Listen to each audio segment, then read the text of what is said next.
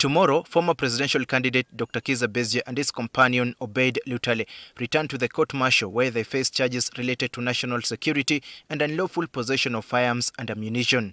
However, the matter has taken a hit in the stomach after the Law Council declined to offer a temporary practicing certificate to their lead lawyer, Martha Karua.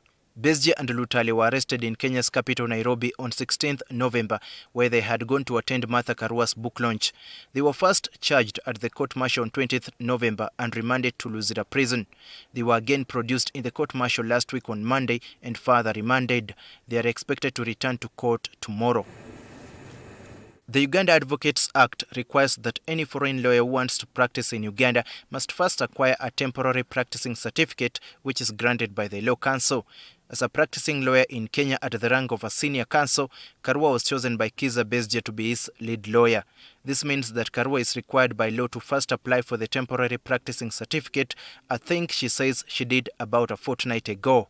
She was supposed to first represent Besigye and Lutale at the court-martial on Monday last week, but that was not possible because she had not received the temporary practicing certificate.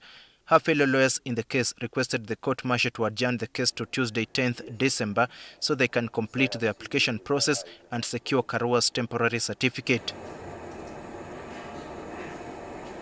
But the Law Council has declined to grant Karua a temporary practicing certificate, meaning she will not be able to represent Besigye and Lutale as earlier expected. You state that copies of my practicing certificate, letter of good standing from the Law Society of Kenya were not notarized.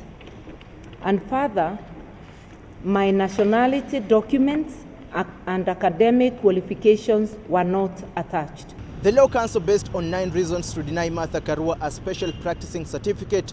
The most notable reasons are that the intention of bringing her on board to represent Besigye and Obeid Lutale is not purely professional, but it is tinged with a political agenda.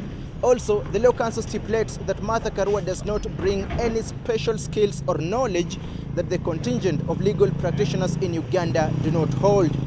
The Law Council also observed that the power to admit a lawyer to practice temporarily in Uganda under the law is discretionary, not mandatory, and that Uganda is not yet a party to the Mutual Recognition Agreement to allow the free movement of legal practitioners to practice in the courts between Uganda and Kenya. Furthermore, the Law Council notes that the institution has not previously considered or granted an application to a legal practitioner from another country to appear in court in a criminal case, and that Martha Karua, while in Uganda, caused commotion at the Supreme Court on 3rd December 2024 alongside other lawyers, among them Arias Lukwago, and that her conduct was questionable from a professional perspective.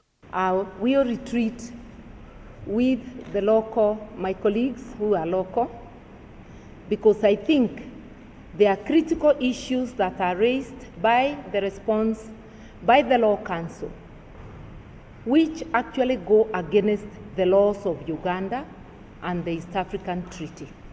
And we shall definitely be taking further action. NTV sought out from the Law Council if there are some foreign lawyers intending to represent Besigye and Lutale who have applied for temporary practicing certificates.